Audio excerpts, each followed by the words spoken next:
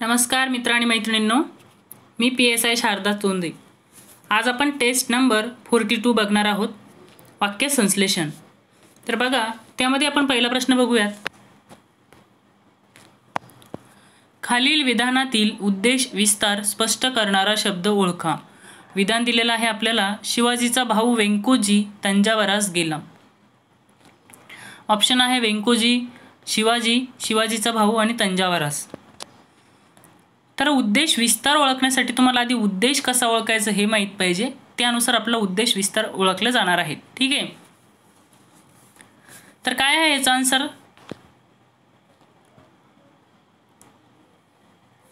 तर बघा, याचा आन्सर आहे शिवाजीचा भाऊ। थोडक्यात एक्सप्लेन करते शिवाजीचा भाऊ हे उद्देश विस्तार कसं। तर जेव्हा आपल्याला याच्या आधी उद्देश आपल्याला माहीत असला पाहिजे, तर तो कसा ओळखायचा हे मी थोडक्यात तुम्हाला सांगते। तर तंजावरास गेला म्हणजे हा गेला म्हणजे क्रियापद जो आहे, तर त्याला प्रश्न विचारायचा की तंजावरास गेला म्हणजे जाणारा कोण।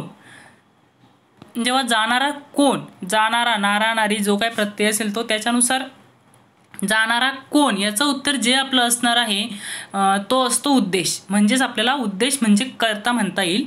तर शिवाजीचा भाऊ वेंकोजी, ठीक आहे, हा वेंकोजी काय आहे, तर हा उद्देश आहे।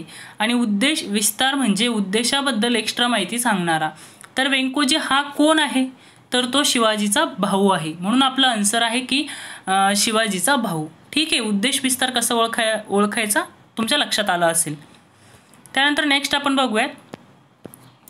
बघा, वाक्य संश्लेषण हा चॅप्टर थोडा हार्ड आहे असं भरपूर विद्यार्थ्यांना वाटतं, पण तुम्ही थोडं मन लावून जर समजून घेतलं तर खरंच तो खूप सोपा आहे। एक तर तुम्हाला उद्देश ओळखता आला पाहिजे, दुसरी गोष्ट तुम्हाला विधेय ओळखता आलं पाहिजे, त्यानुसार त्याच्याशी रिलेटेड शब्दांना काय म्हणतात आणि ते कसं ओळखायचं हे मी तुम्हाला खूप छान सांगणार आहे। त्यासाठी तुम्ही हा व्हिडिओ फक्त शेवटपर्यंत बघा। खूप कमी वेळाचा मी बनवणार आहे, 10 ते 12 मिनिटाचा, तेवढा वेळ तुम्ही फक्त द्या आणि तुमचा हा मुद्दा नक्की क्लिअर होऊन जाईल।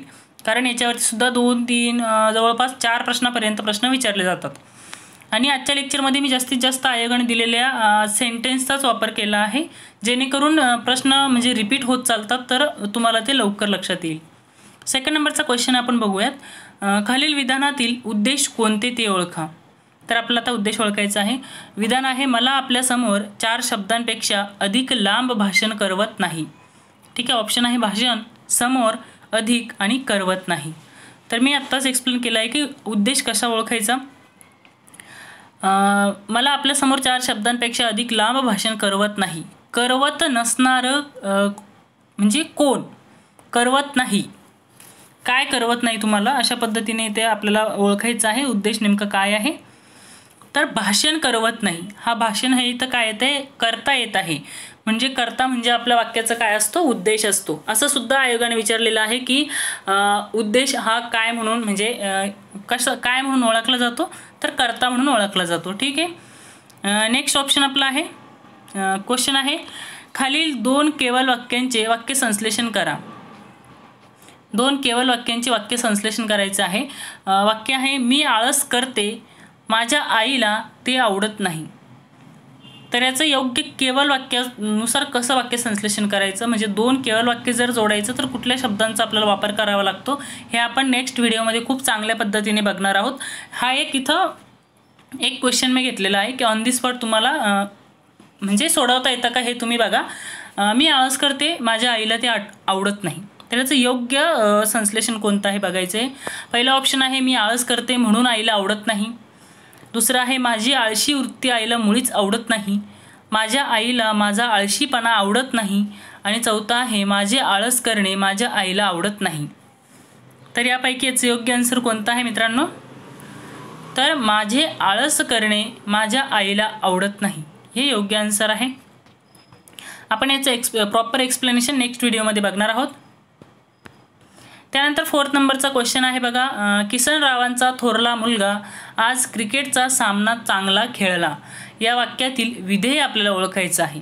यासाठी विधेय म्हणजे काय हे माहीत असलं पाहिजे। ज्या विद्यार्थी मित्रांनी एकदा दोनदा तीनदा रीडिंग केलं असेल किंवा MPSCच्या काळामध्ये उतरून किंवा सरळ सेवेच्या काळामध्ये उतरून म्हणजे 1-2 वर्ष झाले असतील त्यांनी नक्कीच हे वाचन केलेलंच असेल असं मी गृहीत धरते. जे खूपच नवीन विद्यार्थी असतील ज्यांना याच्याबद्दल काहीच माहीत नाही तर त्यांना पहिल्या व्हिडिओत समजणार सुद्धा नाही. कुठल्याही गोष्टी तुम्हाला वारंवार रिव्हिजन देत राहावं लागेल तेव्हा तुम्हाला सगळ्या गोष्टी आपोआप समजत चालतील. ठीक आहे, पहिला ऑप्शन आहे किसनरावांचा थोरला मुलगा क्रिकेटचा सामना आणि चांगला खेळला. मला एक कमेंट आली होती की ऑप्शन वाचू नका, डायरेक्ट आन्सर सांगा. पण कसं आहे विद्यार्थ्यांनो, थोडंसं ऑप्शन वाचण्याचा जो वेळ मी घेत असते तेवढ्या वेळात तुम्हाला क्लिक होतं की नेमकं याचं योग्य आन्सर कोणतं. ठीक आहे, म्हणजे थोडं विचार करायला वेळ भेटत असतो आणि आपल्याला ती सवयसुद्धा असली पाहिजे. ऑन दी स्पॉट आन्सर ऐकायची सवय असेल तर तुम्हाला ते फायनल एक्झामला थोडं प्रॉब्लेम येऊ शकतो, आपल्या सवयीचा भाग बनून जातो. तर याचा आन्सर काय आहे बघूयात आपण. विधेय कोणते, तर किसनरावांचा थोरला मुलगा आज क्रिकेटचा सामना चांगला खेळला. खेळला हे काय आहे, क्रियापद आहे. तर आपल्याला जे क्रियापद आहे तेच विधेय असतं. तर फक्त खेळलावरून आपल्याला वाक्यरचना करता येत नाही. खेळला तर चांगला खेळणारा कोण, चांगला खेळणारा कोण काय अशा पद्धतीने आपण उद्देश शोधत असतो. तर हा थोर मुलगा हे त्याचा उद्देश असता. आपल्याला विधेय सांगितलं आहे चांगला खेळला, हे त्याचं विधेय आहे बघा. म्हणजे ऑप्शन नंबर 4. मोठा पक्षी आपले सुंदर घरटे उंच झाडावर बांधतो. याच्यामध्ये विधेय विस्तार आपल्याला ओळखायचा आहे. म्हणजे क्रियापदाबद्दल विशेष माहिती सांगणारा जो शब्द असणार आहे तो आपल्याला ओळखायचा आहे. कारण विधेय म्हणजे क्रियापद असतं तर त्याचा विस्तार आपल्याला ओळखायचा आहे. ठीक आहे, म्हणजे क्रियापदाबद्दल प्रॉपर माहिती देणारा शब्द आपण बघूयात. ऑप्शन आहे उंच झाडावर पक्षी आपले सुंदर घरटे आणि बांधतो. तर बघा इथे आहे मोठा पक्षी आपले सुंदर घरटे उंच झाडावर बांधतो. बांधतो हे काय आहे, विधेय आहे. ठीक आहे, बांधतो तर तो कोठे बांधतो. कोठे याने जनरली हा प्रश्न विचारला जातो. कोठे बांधतो तर उंच झाडावर. म्हणजे बांधणे, बांधण्यासंबंधी एक्स्ट्रा माहिती कोण देतं, उंच झाड. म्हणजे उंच झाडावर आपण बांधणार आहोत. म्हणून विधेय विस्तार हा काय आहे तर उंच झाडावर. ठीक आहे, नेक्स्ट आहेत बघूयात आपण. आम्ही जातो आमुच्या गावा या वाक्यात विधेय कोणते आहे. बघा जनरल प्रत्येक मुलाला माहीत असतं की विधेय हा वाक्याच्या शेवटी असतो. म्हणजे क्रियापद हे वाक्याच्या शेवटी असते. त्यासाठी हे उदाहरण मी मुद्दाम घेतलं आहे. ऑप्शन आहे गावा, आमुच्या, आम्ही आणि जातो. याच्यामधील विधेय कोणतं आहे आपल्याला ओळखायचं सांगितलेलं आहे. तर आम्ही जातो आमुच्या गावा. तर आम्ही जातो, जातो हे विधेय आहे मित्रांनो. याचा आन्सर आहे जातो. वाक्याच्या शेवटीच असावं असं काही नाही. तर आम्ही जातो आमुच्या गावा. जातो हे इथे विधेय आलेलं आहे म्हणून त्याचा आन्सर आहे जातो. त्यानंतर नेक्स्ट क्वेश्चन आहे. अद्यापही आपण लोकांना जुन्या चाकोरीच्या बाहेर काढू शकलेलो नाही. अद्यापही आपण लोकांना जुन्या चाकोरीच्या बाहेर काढू शकलेलो नाही. या वाक्यातील विधेय विस्तार आपल्याला ओळखायचा आहे.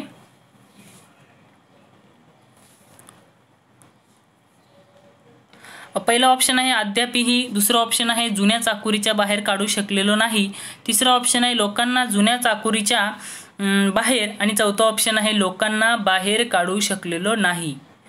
तर बघा विद्यार्थ्यांनो, येथे आपले दोन जे ऑप्शन आहे त्याच्यामध्ये आपल्याला फक्त विधेय विस्तार ओळखायचा आहे. तशा वेळेस विधेय आपल्याला घ्यायचंच नसतं, त्याच्यामुळे हे कट होऊन जातं. जर तुम्हाला थोडा वेळ लागत असेल शोधायला तर असंही तुम्ही कट करू शकतात.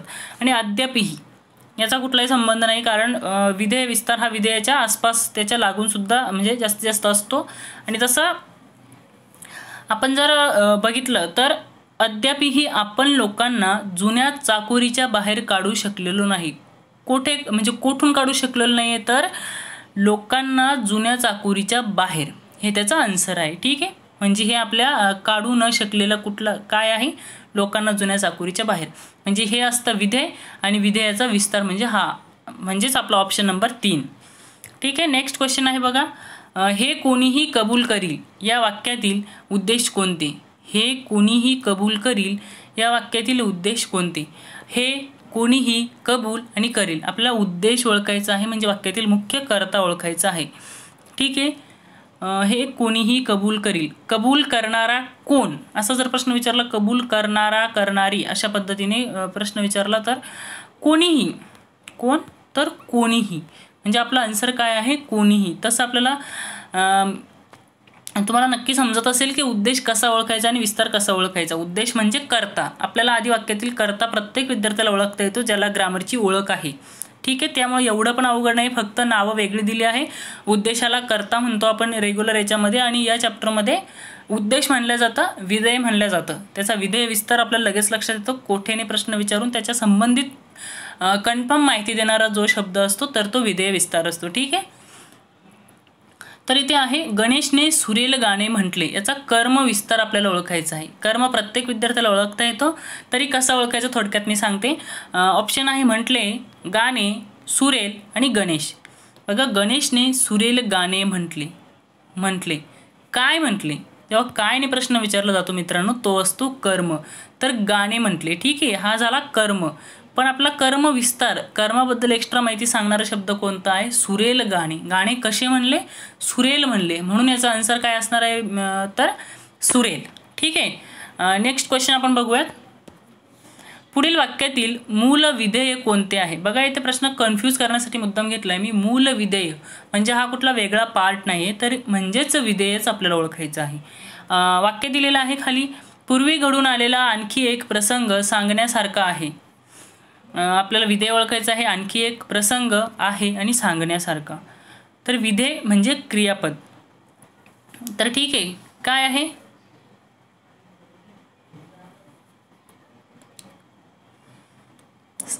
पूर्वी घडून आलेला आणखी एक प्रसंग सांगण्यासारखा आहे. तर सांगण्यासारखा आहे हे काय आहे? विधेय आहे. तर इथे सांगण्यासारखा याच्या पुढे आहे दिलेलं नाही, तर सांगण्यासारखा आहे हे आपलं होतं मूल विधेय. नेक्स्ट क्वेश्चन आहे, पांढरे स्वच्छ दात मुखास शोभा देतात. या वाक्यातील कर्म व कर्मविस्तार ओळखा. आपला कर्म आणि कर्मविस्तार ओळखायचा आहे. पांढरे स्वच्छ दात मुखास शोभा देतात. शोभा देणारे, देणारा काय? दात. ठीक आहे, हा झाला उद्देश.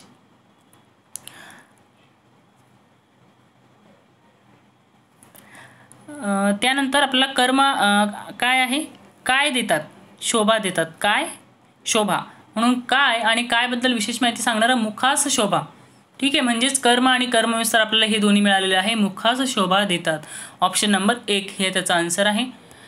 नेक्स्ट आहे, खालील वाक्यातील अधोरेखित शब्दांचे पर्याय उत्तरातील योग्य उत्तर शोधा. त्याचा धाकटा भाऊ राज्यसभेच्या निवडणुकीत विजयी झाला. त्याचा धाकटा भाऊ राज्यसभेच्या निवडणुकीत विजयी झाला. आपल्याला जो राज्यसभेच्या निवडणुकीत हा शब्द दिला आहे त्याला नेमकं काय म्हणता येईल ओळखायचं आहे. विधेय विस्तार आहे, विधेय आहे, उद्देश आहे की उद्देश विस्तार आहे? तर हा विजयी झाला. ठीक आहे, त्याचा धाकटा भाऊ राज्यसभेच्या निवडणुकीत विजयी झाला. विजयी झाला कोठे? राज्यसभेच्या निवडणुकीत. म्हणजे हे जे हा जो विधेय होता याच्याबद्दल एक्स्ट्रा माहिती सांगणारा राज्यसभेच्या निवडणुकीत हा शब्द आहे. म्हणजे आपला आन्सर आहे विधेय विस्तार. नेक्स्ट क्वेश्चन आहे, ज्या वाक्यात एक मुख्य उद्देश व एक मुख्य विधेय असते आणि 2 अथवा अधिक क्रियापदे असतात त्यास काय म्हणतात? बघा, ज्या वाक्यात एक मुख्य उद्देश असतो आणि एक मुख्य विधेय असतं आणि 2 अथवा अधिक क्रियापदे असतात त्यास काय म्हणतात?